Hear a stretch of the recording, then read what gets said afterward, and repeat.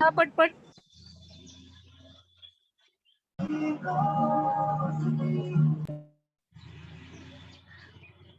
Join हा.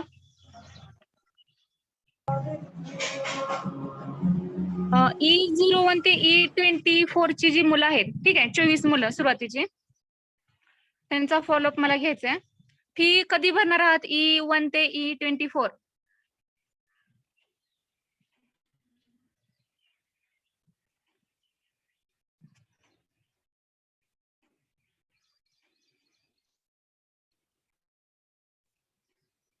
Hello, आवाज येतोय का रे? Hello. Yes ma'am. Yes ma'am. Yes. E01 ते E24 ची जी मुलं आहेत, ठीक आहे, फी तुमचा फॉलोअप मला घ्यायचा आहे फी साठी.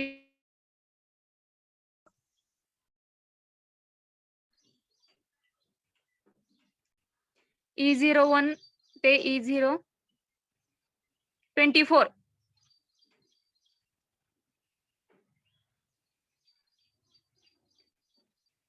नाव वाचू का मी?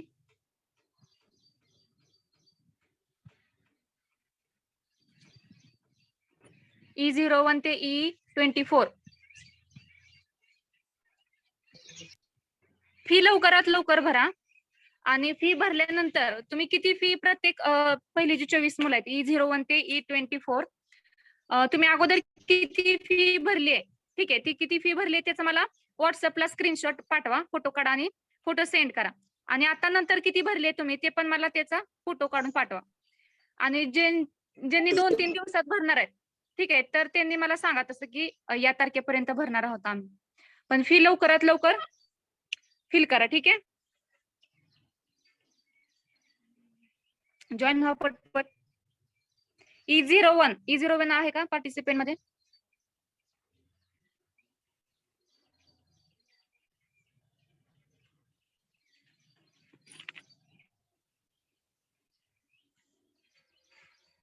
E01.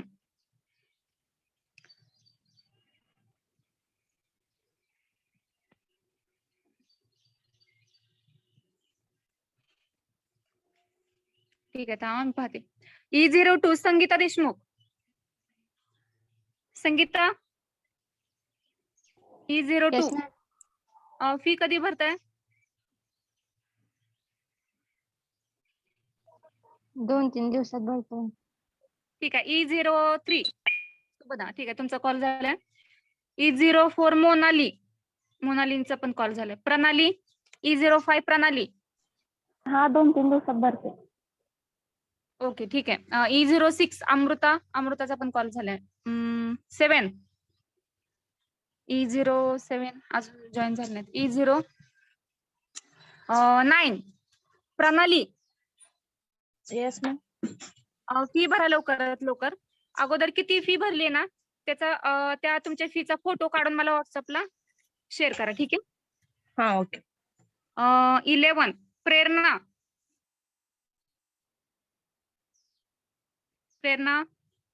हॅलो.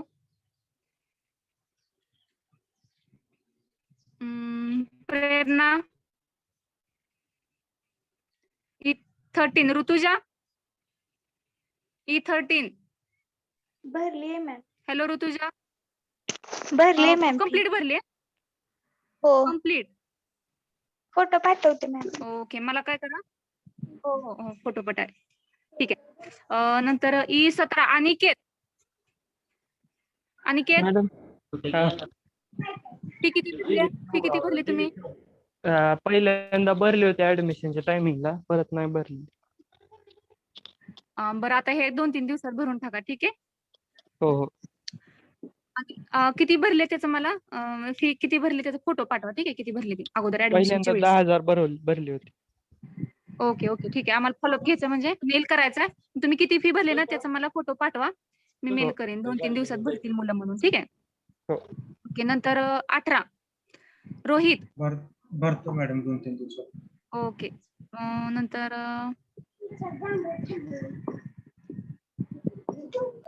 18 नंतर 20 अक्षय. अक्षय E20, अक्षय चव्हाण E20, E20. हा मॅडम भरतो. हा ठीक आहे, okay. E21 Rohan, yes madam. Fee भरा लवकरात लवकर, आणि अगोदर किती फी भरली त्याचा मला फोटो पाठवा, ठीक आहे. हा चालतंय. ओके. नंतर E23 नागेश गाजरे येस मॅडम. फी भरा, अगोदरची फी किती भरली ना त्याचा मला फोटो पाठवा, ठीक आहे. चालतंय. ओके, मला फॉलोअप घ्यायचा, मेल करायचे तुमची किती फी भरली कोणत्या मुलाने, त्यामुळं त्यासाठी मी सांगते तुम्हाला. तर लास्टचा E24 घाडगे प्रदीप. हा करतो मी. हा ठीक आहे, समजलं ना सगळ्यांना. Okay, I will share the screen. एक मिनिट, नोट करते मी.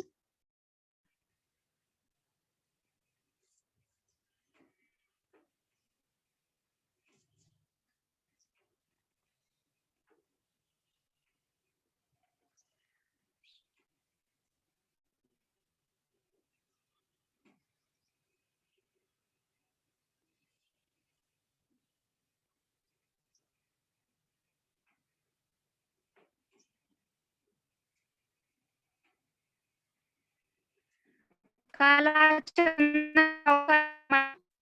जी मीटिंग आहे ती डिस्कनेक्ट करावी लागली. ठीक आहे, पार्टिसिपेट व्हा पटपट, जॉईन व्हा पटपट, लेक्चर जॉईन करा. प्रॉब्लेम पाहतोय आपण, ठीक आहे. Hello madam. हा बोला. मॅडम कालच्या लेक्चरची लिंक टाकली टेलिग्रामवर.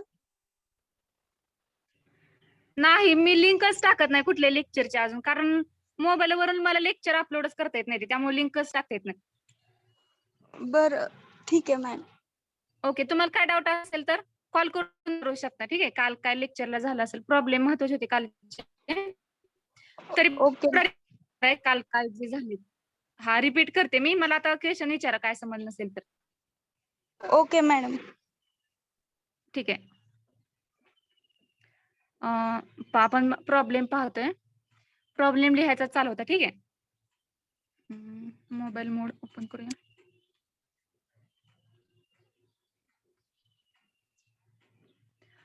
कॅल्शियम कार्बोनेट इक्विव्हॅलेंटचं फॉर्म्युला आपण फाइंड आउट, फॉर्म्युला पाहिला आपण, आणि त्याच्यावरून प्रॉब्लेम पाहतोय आपण. तर प्रॉब्लेम दिला होता, त्याच्यामध्ये आपल्याला we have to calculate temporary, permanent and total hardness. आपल्याला एक वॉटर सॅम्पल दिलं होतं, त्याच्यामध्ये आपल्याला हमें उसमें temporary hardness, permanent hardness end total hardness find out करना है. तो इसके लिए हमें 4 कंपाउंड्स दिए गए हैं: calcium bicarbonate, magnesium bicarbonate, calcium chloride and magnesium sulphate. So first हमने क्या किया, कौन सा फॉर्मूला यूज किया था, hardness in terms of equivalent of CaCO3.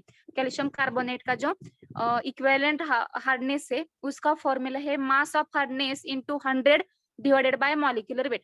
अब उसका अमाउंट, दैट मीन्स मास दिया गया है हमें और मॉलिक्यूलर वेट भी हमारे पास है, तो उसका यूज करके हमने हार्डनेस कैलकुलेट किया फर्स्ट ऑफ ऑल.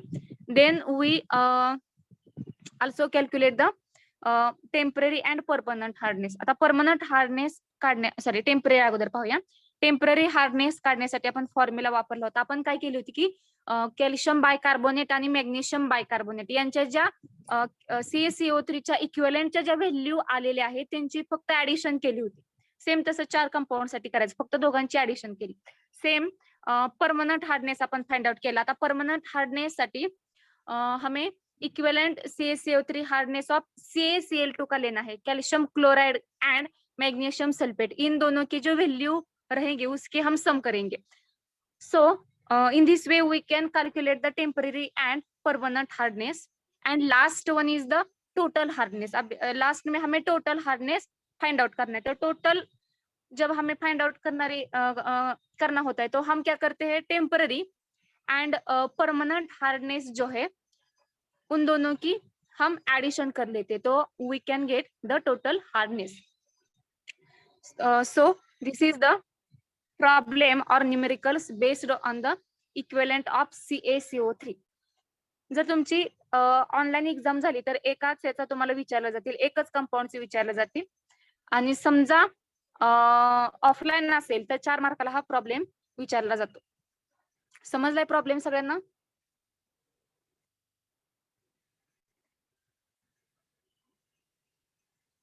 प्रॉब्लेम मध्ये कोणाची काय अडचण आहे का? समजलं नसेल तर सांगा. परत मी रिपीट करते. सगळ्यांना प्रॉब्लेम समजला? Yes ma'am. ओके. मॅम कुठपर्यंत लिहिलंय काल सांगा बरं तुम्ही. पाऊस आल्यामुळे मला बोलता येईना, काय आवाज येत नव्हता, त्यामुळे मी लगेच डिस्कनेक्ट केली मीटिंग. वेटिंगला मुली आहेत. आता का? 1 मिनिट पाहते. ठीक आहे, 8 जण. ठीक आहे, ऍडमिट केले. जॉईन हा. कुठपर्यंत लिहिलंय लिहून घ्या. फॉर्म्युला प्रॉब्लेम, मला वाटते फॉर्म्युला आणि यातली एक वरची मेथड फक्त लिहा, दोन्ही सेमच आहेत. एक मेथडने फाइंड आउट करा CaCO3 आणि नंतर टेम्पररी, परमनंट आणि टोटल. हे पेज राईट केले का तुम्ही? हे लिहून झाले तुमचं? Yes ma'am. ठीक आहे, मग टेम्पररी, परमनंट आणि टोटल हार्डनेस राहिले. ठीक आहे, लिहा तो पण. 1 मिनिट मी पेज ओपन करते. ठीक आहे, right down temporary hardness, permanent hardness and total hardness. याच्यानंतर जो सेकंड प्रॉब्लेम असेल तो तुम्हाला सॉल्व्ह करायचा. मॅडम 1 मिनिट वरचं टेबल दाखवता का? हो, 1 मिनिट. पहा.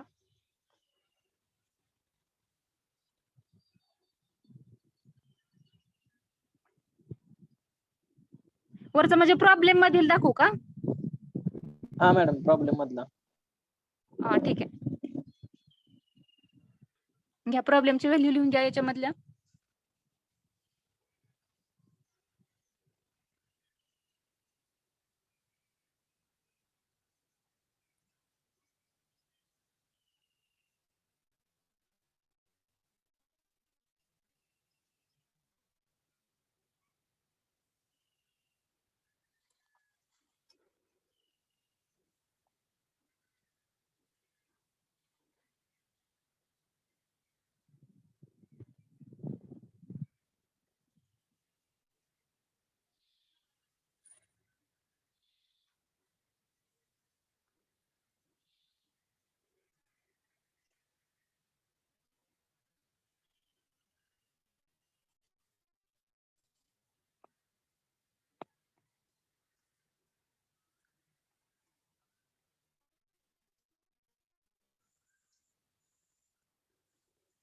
झालं, टेबल लिहून झालं?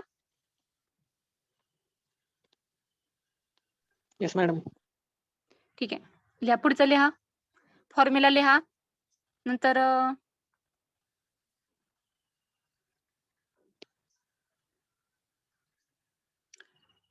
व्हॅल्यू लिहा.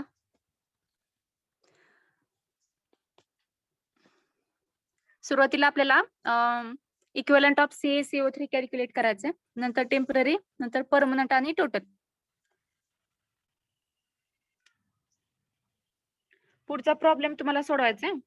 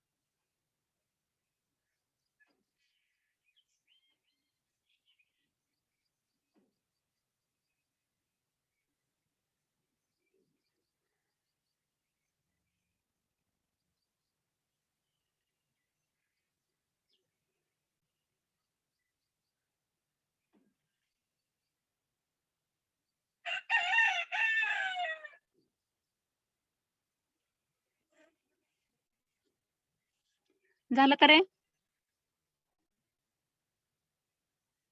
टोटल हार्डनेस फाइंड आउट केला.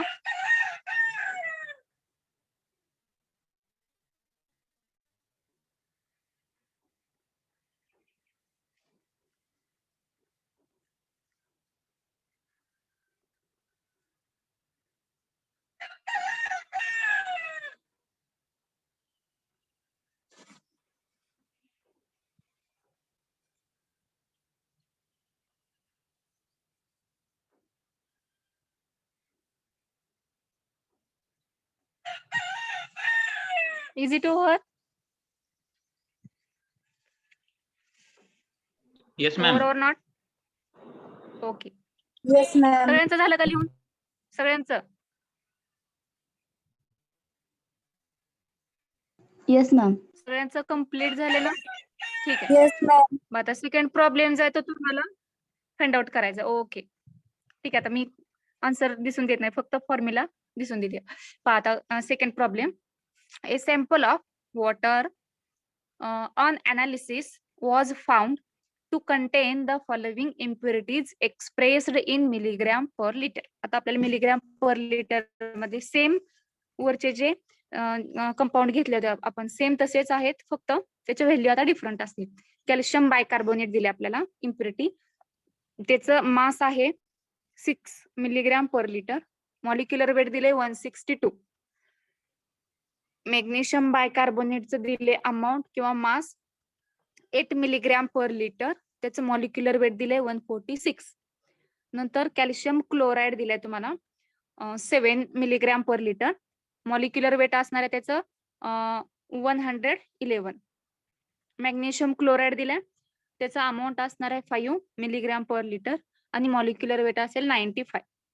नंतर लास्टला दिलाय तुम्हाला कॅल्शियम सल्फेट CS4, अमाऊंट असेल त्याचं 4 milligram per litre and molecular weight 136. ठीक आहे. आता तुम्हाला काय कॅल्क्युलेट करायचं आहे, तर calculate the temporary, permanent and total hardness of water in milligram per litre. अगोदर प्रॉब्लेम लिहून घ्या, म्हणजे तुम्हाला प्रॉब्लेम लिहून झाला की विथ सोडवता येईल, म्हणजे लिहिता पण येईल आणि आन्सर सांगता येईल. ठीक आहे. त्यासाठी अगोदर प्रॉब्लेम लिहा, राईट डाऊन.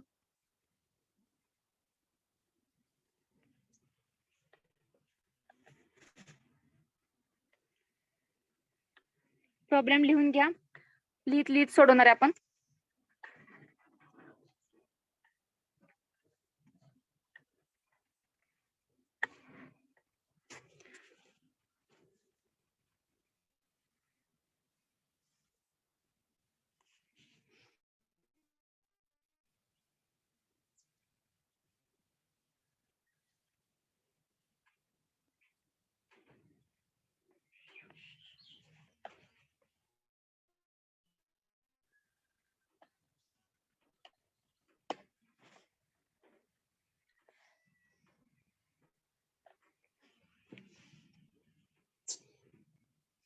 प्रॉब्लेम लिहून झाला की सांगा मला.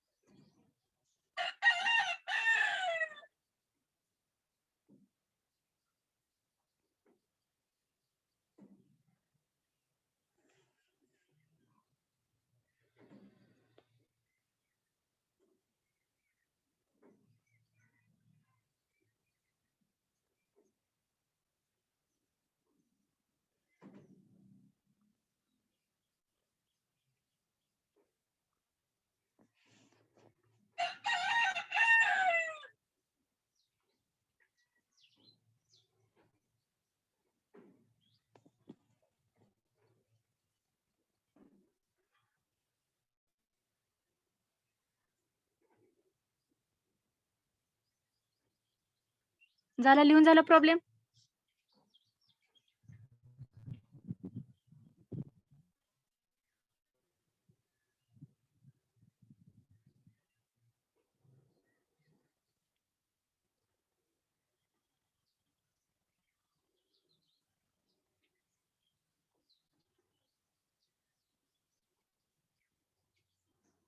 प्रॉब्लेम लिहून झाला?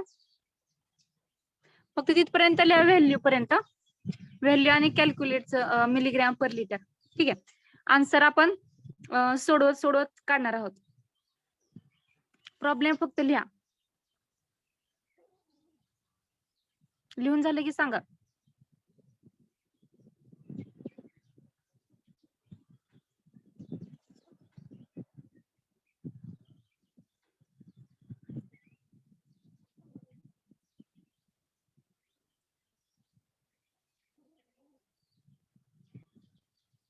झालं का? Yes ma'am. ओके, बघा आता जसं आपण पहिला प्रॉब्लेम सोडवला सेम तसा फॉर्म्युला असणार आहे आपल्याकडे. Hardness in terms of equivalent of CaCO3. त्यासाठी फॉर्म्युला आहे मास of hardness producing the substance into 100. Mass of hardness म्हणजे अमाऊंट, ठीक आहे, कन्फ्युज होत नाही. मास दिलेलं नाही, मास म्हणजेच अमाऊंट दिलेली असते, ठीक आहे. Into 100 divided by molecular weight of hardness. Molecular weight दिलेले आपल्याला. सेम आपण पहिल्या प्रॉब्लेम मध्ये जसं प्रत्येक कंपाऊंडचा इक्विव्हॅलेंट CaCO3 फाइंड आउट केला होता, mass into 100 divided by molecular weight, same त्या पद्धतीने आपण फाइंड आउट करणार आहे. तर पहिला फॉर्म्युला लिहा. फॉर्म्युला लिहिल्यानंतर पहिलं कंपाऊंड कॅल्शियम बायकार्बोनेट साठी फाइंड आउट करा. Magnesium bicarbonate, CaCl2, MgCl2 and CaSO4, calcium sulphate. ते या चारही 5 कंपाऊंड दिले. पाचही कंपाऊंड साठी CaCO3 चे इक्विव्हॅलेंट अमाऊंट फाइंड आउट करा. नंतर आपण टेम्पररी आणि परमनंट हार्डनेस फाइंड आउट करणार. तर पहिल्याचं सांगा अगोदर मला, कॅल्शियम बायकार्बोनेटचे किती आन्सर येते तुमचं ते सांगा. एवढं येते का पहा, टॅली करा. 3.70 येते का पहा. Right down. फॉर्म्युला लिहा अगोदर, नंतर कॅल्शियम बायकार्बोनेट साठी तुम्हाला व्हॅल्यू पुटअप करा आणि त्याचं आन्सर तुम्हाला मिळून जाईल. ते आन्सर सांगा नंतर.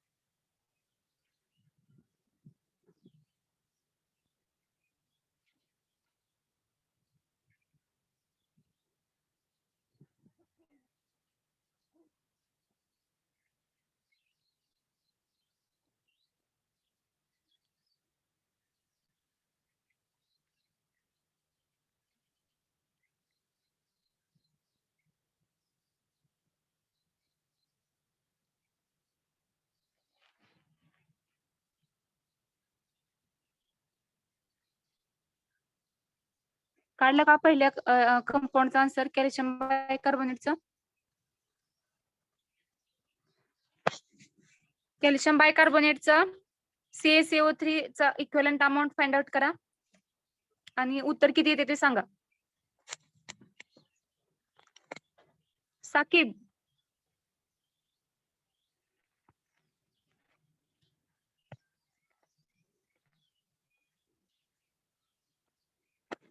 साकिब समझ में आ रहा है?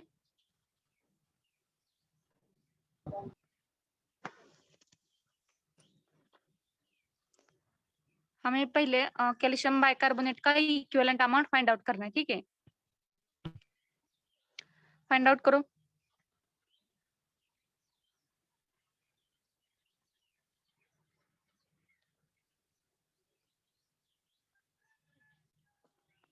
किती आलं रे आन्सर पहिलं कॅल्शियम बायकार्बोनेटचं?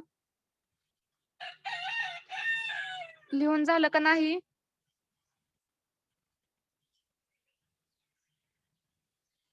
हॅलो,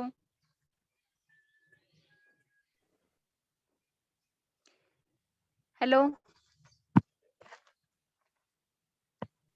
झाले मॅम.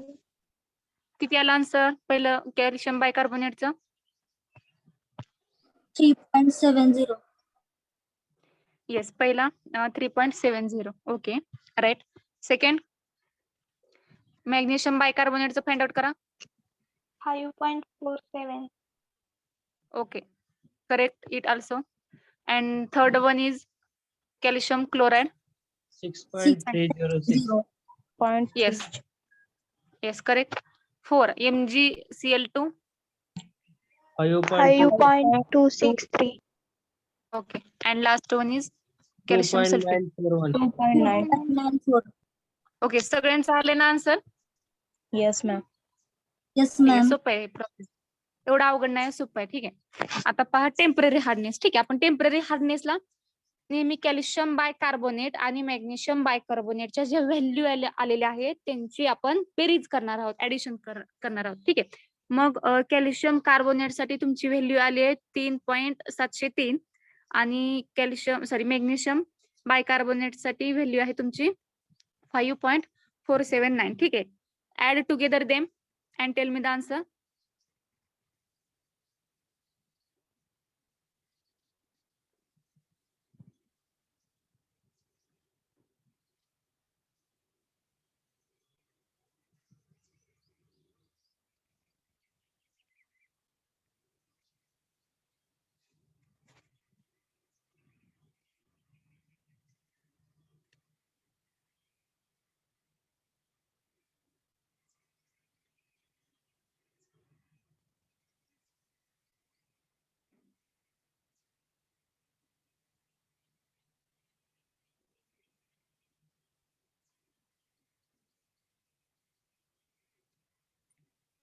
लिहून पण काढा, जसं तुम्ही उत्तर कॅल्सीवरती कॅल्क्युलेट करून सांगताय तसं लिहून पण काढा.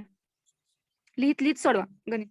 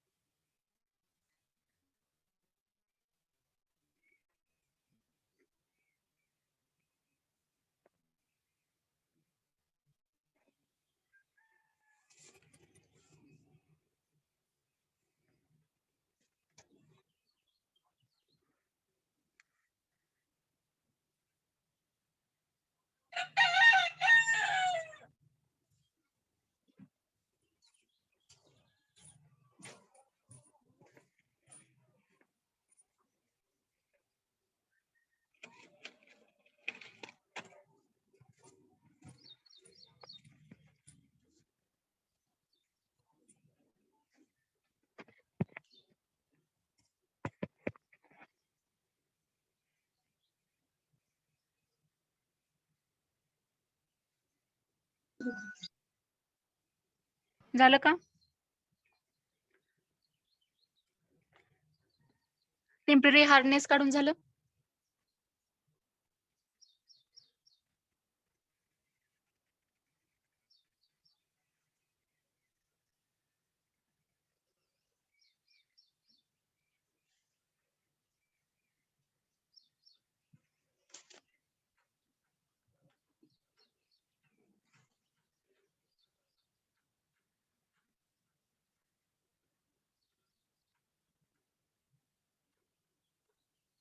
टेम्पररी पर्यंत लिहा. ठीक आहे. आणि टेम्पररी पर्यंत आन्सर काढा. टेम्पररीचा आन्सर किती आलं ते पण सांगा.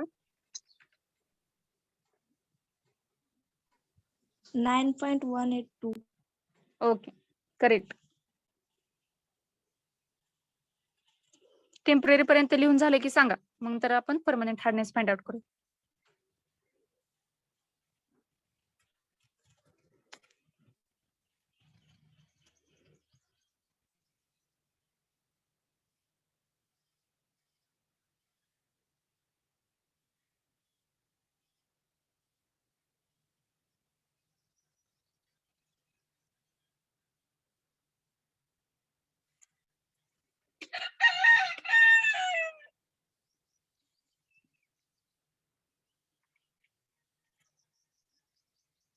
झालं टेम्पररी पर्यंत लिहून?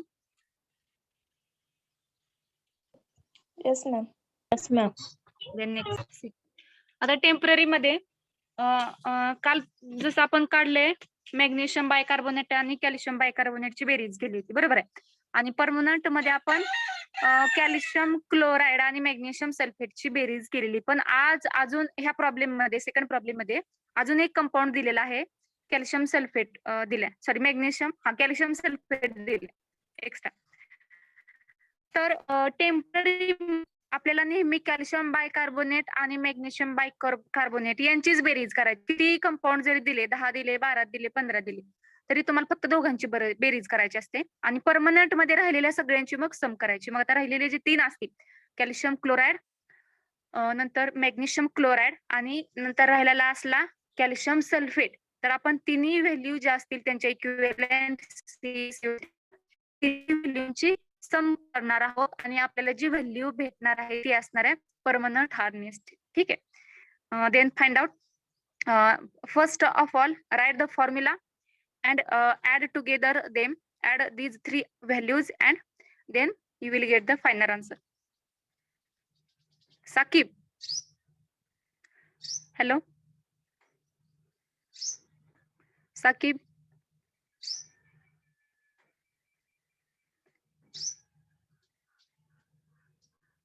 परमनंट हार्डनेस फॉर्म्युला लिहा त्याचा, व्हॅल्यू आणि नंतर तुम्हाला आन्सर भेटून जाईल. तिन्ही व्हॅल्यूच्या समेशन करायचं अगोदर.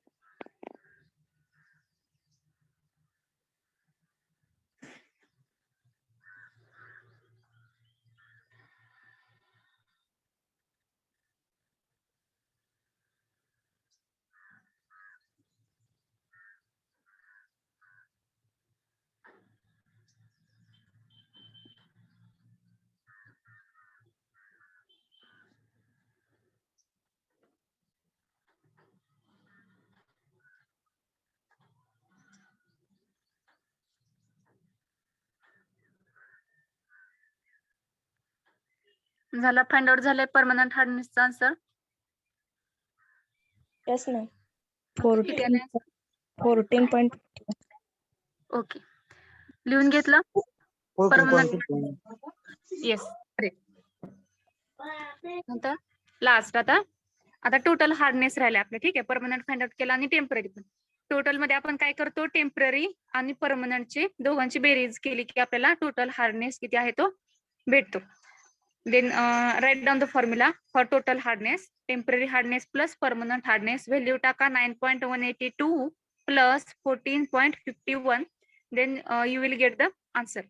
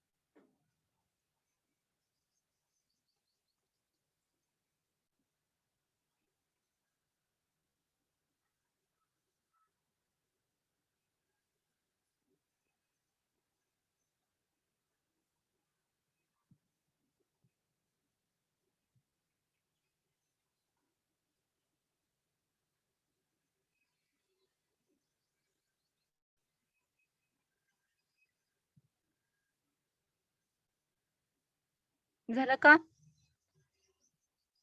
Yes ma'am. किती आला आन्सर? 23.692. Okay, ppm. ठीक आहे. आता तिसरा जो फॉर्म्युला लिहून झाला आन्सर वगैरे इथपर्यंत पूर्ण लिहून झालं सगळ्यांचं प्रॉब्लेम सेकंड येस मॅम. ठीक आहे. आता थर्ड प्रॉब्लेम जो आहे तो लिहून घ्या.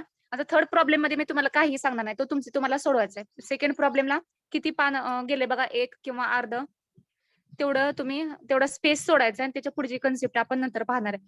थर्ड प्रॉब्लेम लिहून घ्या, फक्त लिहून घ्या आणि आन्सर तुम्हाला पूर्ण कम्प्लीट करायचं, फाइंड आउट करायचे. याच्यामध्ये आता मी काहीही सांगणार नाही. ठीक आहे, तुम्हाला फाइंड आउट करायचे. तिसरा प्रॉब्लेम जो आहे तो लिहून घ्या व्यवस्थित. सेम असाच आहे, फक्त व्हॅल्यू वेगळे असतील.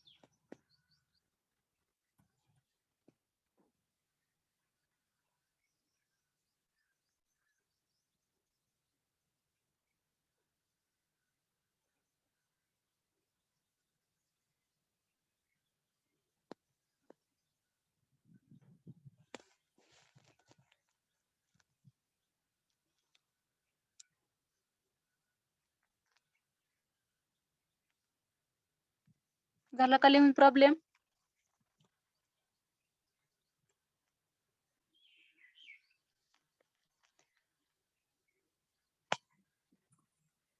फक्त प्रॉब्लेम लिहा. ठीक आहे, बाकीचं तुम्हाला स्वतःला सोडवायचं आणि होमवर्क साठी कन्सिडर करा ते. फक्त प्रॉब्लेम लिहून घ्या. लिहून झाले की सांगा मला.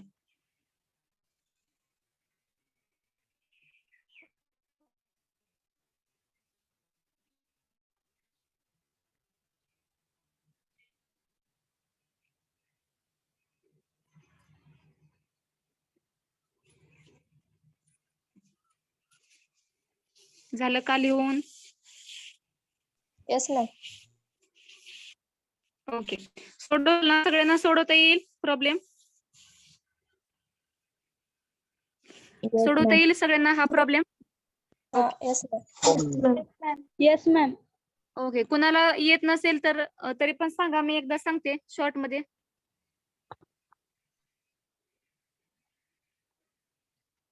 कुणाला काय अडचण नाही ना या प्रॉब्लेम मध्ये? सोडवू शकताल ना तुम्ही? मॅडम रिपीट करा एकदा.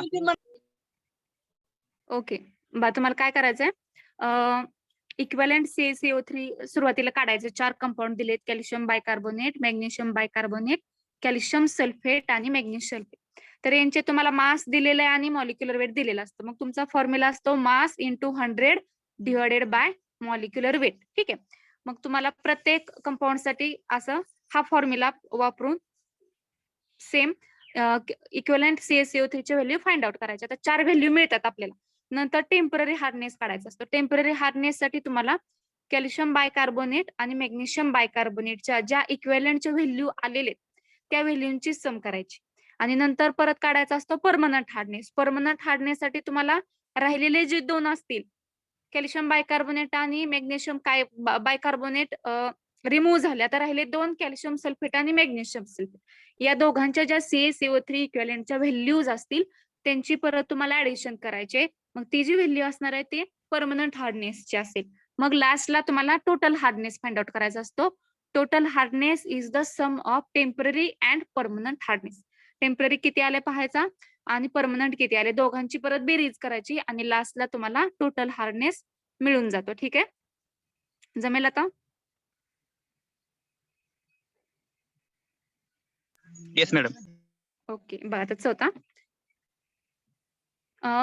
इथं सुरुवातीला लिहिलंय प्रॉब्लेम. किती पान लागते बघा बरं. आय थिंक 1.5 पान लागते तुम्हाला सोडण्यासाठी. तेवढी जागा सोडा, तेवढा स्पेस त्या प्रॉब्लेम साठी द्या. पुढचा प्रॉब्लेम आहे 4th. 1.5 पान सोडा, 1.5 लागते.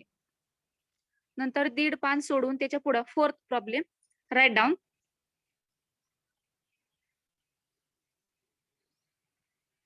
चौथा एक प्रॉब्लेम लिहून घ्या, तो पण तुम्हाला स्वतःला सोडवायचा आहे. तो कसा सोडवायचा आहे ते पण मी सांगेन तुम्हाला. लिहून घ्या अगोदर. वेटिंग रूम मध्ये गेलीत का मुलं? ठीक आहे.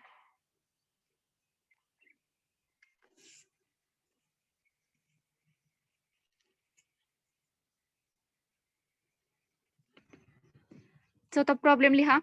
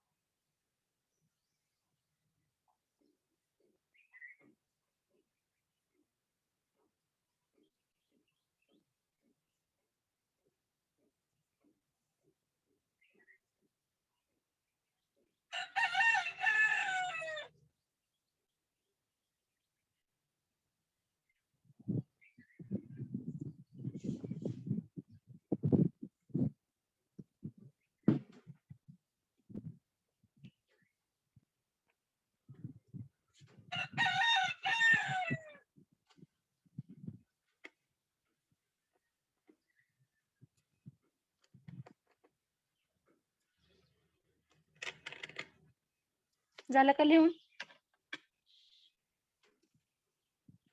प्रॉब्लेम लिहून झाला? झाला मॅम. ठीक आहे, एकदा मी रिपीट करते का सांग सोडवायचं ते थोडक्यात सांगते तुम्हाला. तुम्हाला 4 व्हॅल्यू दिलेले आहेत. Calcium carbonate calcium bicarbonate, magnesium bicarbonate आणि कॅल्शियम सल्फेट आणि मॅग्नेशियम सल्फेट. त्याचं तुम्हाला मास दिलेला आहे आणि मॉलिक्युलर वेट दिले. सुरुवातीला काय करायचा, फॉर्म्युला लिहायचा. Hardness in terms of equivalent CaCO3 is equal to mass of hardness into mass म्हणजेच अमाऊंट. अमाऊंट ऑफ हार्डनेस लिहिलं तरी चालेल. Amount of hardness into 100 divided by molecular weight. मग या फॉर्म्युल्यानुसार तुम्हाला 4 कंपाऊंडच्या व्हॅल्यू काढायच्या, त्याचा अमाऊंट लिहायचं, त्याचं मॉलिक्युलर वेट 100 करायचं त्याला डिवायडेड बाय मॉलिक्युलर वेट. असं तुम्हाला 4 व्हॅल्यू भेटतील 4 कंपाऊंडच्या. नंतर तुम्हाला टेम्पररी हार्डनेस काढायचा असतो. टेम्पररी हार्डनेस साठी तुम्हाला कॅल्शियम बायकार्बोनेट आणि मॅग्नेशियम बायकार्बोनेट यांच्या ज्या इक्विव्हॅलेंट CaCO3 च्या व्हॅल्यू असतील आता फाइंड आउट केलेल्या तुम्ही, त्या दोघांची तुम्हाला बेरीज करायची. सेम तसंच तुम्हाला परमनंट हार्डनेस मध्ये पण करायचंय. परमनंट हार्डनेस मध्ये तुम्हाला आता 2 कंपाऊंड राहिलेले जे असतील कॅल्शियम सल्फेट आणि मॅग्नेशियम सल्फेट. समजा कॅल्शियम सल्फेटच्या ऐवजी CaCl2 जरी असेल तर तुम्ही तिथे CaCl2 घेणार आहात. मग कॅल्शियम सल्फेट आणि मॅग्नेशियम सल्फेट या दोघांच्या CaCO3च्या रिस्पेक्टिव्ह ज्या इक्विव्हॅलेंटच्या ज्या व्हॅल्यू आल्या असतील त्या दोघांच्या व्हॅल्यूची सम करायची, मग तुम्हाला परमनंट हार्डनेस मिळतो. आणि लास्टला तुम्हाला टोटल हार्डनेस फाइंड आउट करायचा असतो. टोटल म्हणजे तुम्हाला दोघांचा टेम्पररी आणि परमनंट हार्डनेस या दोघांची तुम्हाला बेरीज करायची असते. ठीक आहे, समजलं? टोटल हार्डनेस कसा फाइंड आउट करायचा, प्रॉब्लेम समजला कसा सोडवणार तुम्ही?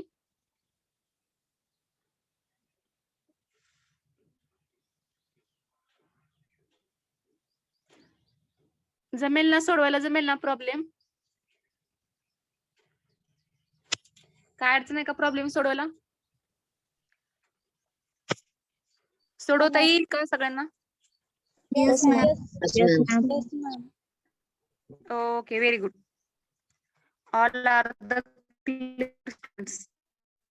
M I right? सगळे हुशार मुलं. बरोबर आहे ना?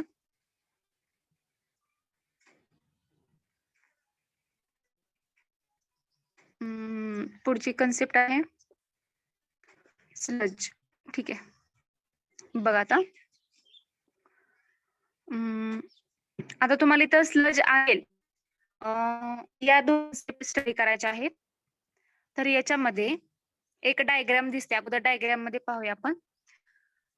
लेफ्ट साइडला जी डायग्राम दिसते ती स्लजची आहे, राईटला जी आहे ती स्केलची आहे. ठीक आहे, अगोदर मी त्यांची डेफिनिशन सांगते, नंतर म्हणजे तुला डायग्राम क्लिअर होईल. अगोदर डेफिनेशन पाहूया. स्लज म्हणा स्केल पण MCQ मध्ये विचारलं जातं. समजा विचारलं तुम्हाला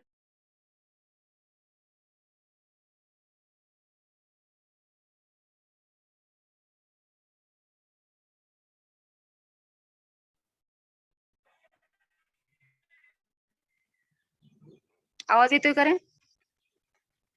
Yes, ma'am. ठीक आहे. Yes madam.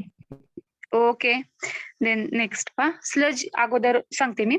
स्लज आणि स्केल हे दोन्ही MCQ मध्ये विचारलं जातं बघा, महत्वाचे आहेत कन्सेप्ट. हा टॉपिकच पूर्ण महत्वाचा आहे, 16 मार्काचा टॉपिक आहे, त्यामुळे हा ऑप्शनला वगैरे अजिबात टाकायचं नाही टॉपिक. मी डेफिनेशन स्लजची एक्सप्लेन करते अगोदर. ओंकार स्लज कशाला म्हणायचं? वेन हा soft लूज्ड and simply deposit is formed inside the boiler. It is called as sludge. Sludge कसं तयार होतं, कधी तयार होतं? समजा तुम्ही एक पातेलं घेतलेलं आहे, त्या पातेल्यामध्ये तुम्ही पाणी बॉईल करायला ठेवले. ठीक आहे, अर्धा ग्लास घ्या, 1 ग्लासभर पाणी घेतले आपण, 1 ग्लासभर कन्सिडर करू. आणि बॉईल होऊन एक अर्धा ग्लास पर्यंत झाले. ठीक आहे, आणि नंतर काय करायचे? ते खाली घेतो तुम्हाला. ठीक आहे, नंतर ते थंड झालं की तुम्हाला ऑब्झर्व करायचे. ऑब्झर्व केल्यानंतर तुम्हाला स्लज कशाला म्हणायचं ते दिसतं. स्लज पण दिसतो आणि स्केल पण दिसतो. तर त्यातला स्लज कोणता आणि स्केल कोणता हे तुम्हाला मी सांगते. जर समजा सॉफ्ट लूज्ड आणि सिम्पली डिपॉझिट जर तयार झालेला असेल इनसाइड द बॉयलर, बॉयलर म्हणजे आपण आता पातेलं कन्सिडर केले, पातेल्यामध्ये सॉफ्ट असा लूज्ड अँड सिम्पली डिपॉझिट असा जर व्हाईट कलरचा कंपाऊंड तुम्हाला दिसत असेल तर त्याला आपण स्लज म्हणतो. ठीक आहे, it can be removed by simple brushing. तर तो आपण असा बोट जर फिरवलं त्या पातेल्यामधून तर आपल्या हाताला चिकटतो, आपल्या हाताला लागतो, तर त्याला तो जो असतो तो स्लज असतो. ठीक आहे, स्लज समजला? स्लज म्हणजे एक तुम्ही पातेलं घेतलेलं आहे, पाणी बॉईल केले, त्याच्यामध्ये बॉईल केल्याच्या नंतर सॉफ्ट असा असतो व्हाईट कलरचा मऊ असा जो हाताने सहजासहजी निघतो कंपाऊंड, तर त्याला आपण स्लज म्हणतो. स्केल तसा नसतो. स्केल जो असतो तो हार्ड स्टिकिंग असतो, फर्मली अँड परमनंट. हा मॅडम स्क्रीन नाही दिसत आहे. स्क्रीन दिसत नाही? 1 मिनिट, मी बॅकला जाऊन शेअर करते झूम मधून.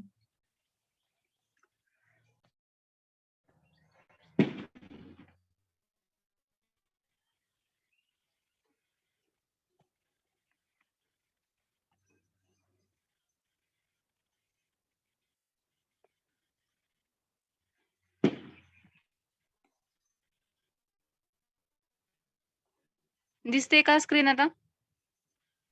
हो येस मॅडम. ओके, ओपन करते हैं notes.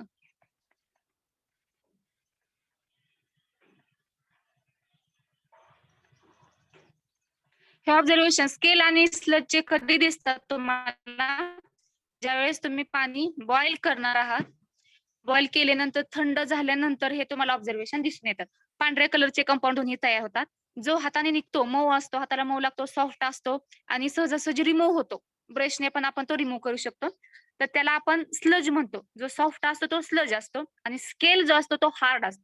Wien hard, sticking firmly and permanently adherent deposit is formed on the surface of boiler. बॉयलरच्या सरफेसला जो हार्ड असतो, स्टिकिंग फर्मली म्हणजे तो चिकटून राहतो, सहजासहजी निघत नाही, हाताने किंवा बोटाने आपल्याला तो रिमूव्ह करता येत नाही.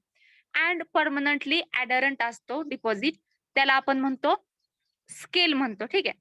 तर जो स्केल असतो तो MgCO3 याचं कॉम्बिनेशन SiO2 बरोबर झाल्यानंतर MgSiO3 फॉर्म होतो आणि कॅल्शियम कार्बन डायऑक्साइड हा गॅस रिमूव्ह होतो. ठीक आहे. स्केल मध्ये ही रिएक्शन फॉर्म होत असते. Scale can only be removed with the help of hammer and सुरुवातीचा काय रे शब्द, chisel. I don't know. Chisel means I don't know. Hammer. तुम्हाला ही कन्सेप्ट जर समजत नसेल तर तुम्हाला एक्सपेरिमेंट करायचं घरी. पाणी घ्यायचं, पातेलं घ्यायचं, त्याच्यामध्ये भरपूर वेळ पाणी उकळून द्यायचं. ठीक आहे. उकळल्यानंतर पातेल्याच्या साईडने जे व्हाईट कलरचं जमा होतं, आपण सहज जरी बोट फिरवलं त्यावरून तरी पांढरा असं पावडर सारखं आपल्या हाताला चिकटतं, तर तो स्लज असतो. ठीक आहे, स्लज असतो. आणि त्यातलं पाणी, पातेल्यामधील पाणी रिमूव्ह करायचं, ग्लासमध्ये आपण रिमूव्ह केलं आणि पातेल्याच्या तळाला, बुडाला जे पांढऱ्या कलरचा असा दुसरा कंपाऊंड असतो, तो जर तुम्ही बोटाने काढण्याचा प्रयत्न केला तर तो सहजासहजी निघत नाही. त्याच्यापेक्षा बेस्ट एक्झाम्पल अजून सांगते मी. पातेल्यामध्ये आंघोळीसाठी पाणी तापवलेलं असेल, बरेच दिवस जर आपण त्या पातेल्यामध्ये पाणी तापवत असेल रोजच, ठीक आहे, गरम करत असेल, तर त्याच्यामध्ये त्याच्या बुडाला, त्याच्या तळाशी पांढऱ्या कलरचा असा सबस्टन्स तयार होतो. तो सहजासहजी अजिबात निघत नाही. किंवा हिटर असेल, हिटरला, घरात तुमचे हिटर असेल, हिटरला सुद्धा हिटरच्या कॉइलला वगैरे चिकटून जे राहतं, तर तो जो असतो तो स्लज असतो, सॉरी स्केल असतो. जो परमनंटली असतो तो स्केल असतो आणि सहजासहजी निघतो तो असतो स्लज. समजतंय का स्केल आणि स्लज कसा असतो?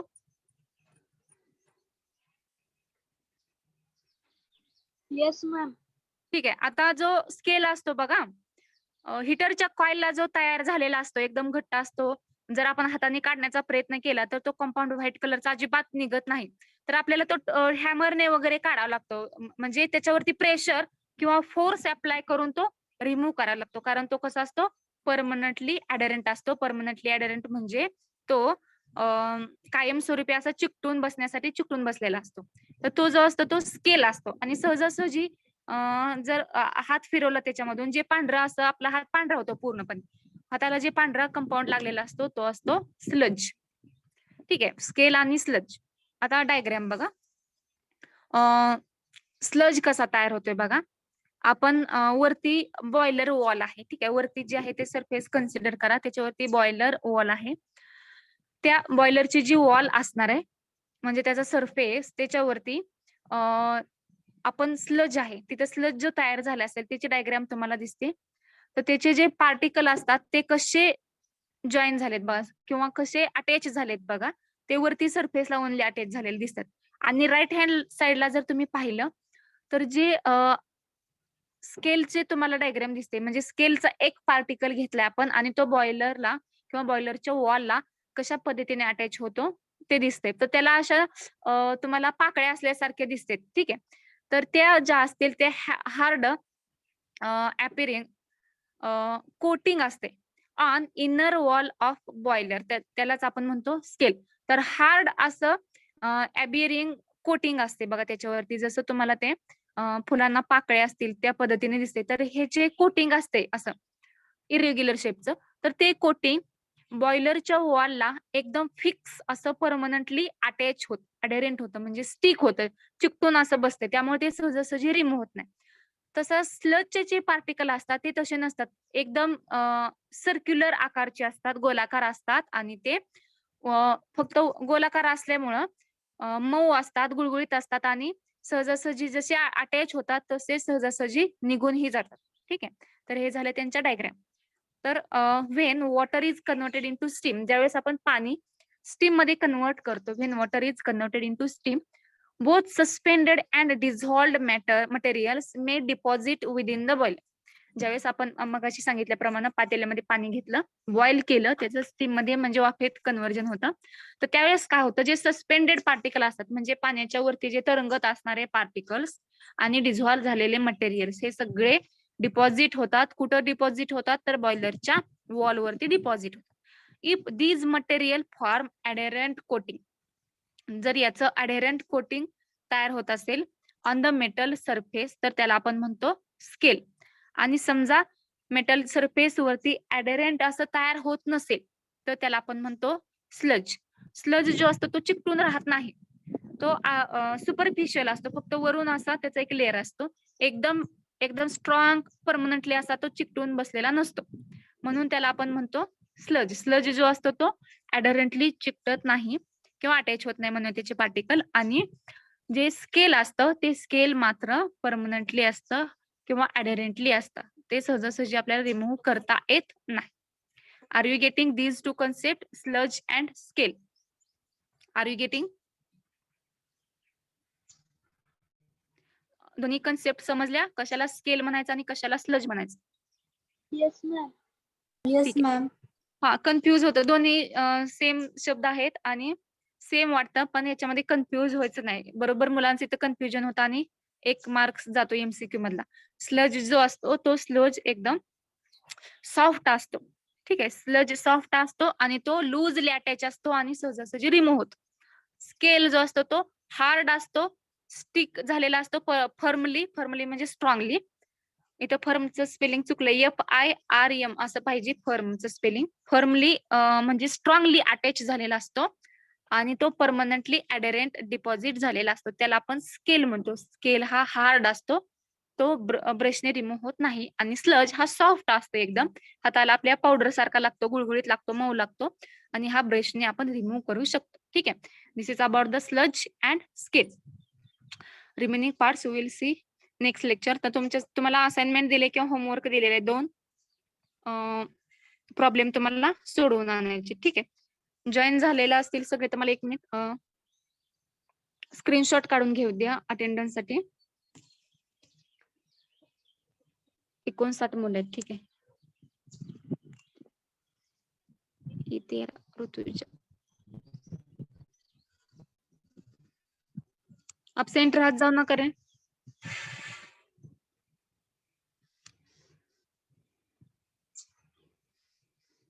फी लवकरात लवकर भरा. तुम्हाला जे लिमिट सांगितलं असेल त्या लिमिटच्या अंडर फी लवकरात लवकर पे करा. ठीक आहे, ओके, विल स्टॉप हिअर. काय अडचण असेल तर विचारत चला, समजत नसेल तर फास्ट होत असेल तरी पण सांगत चला.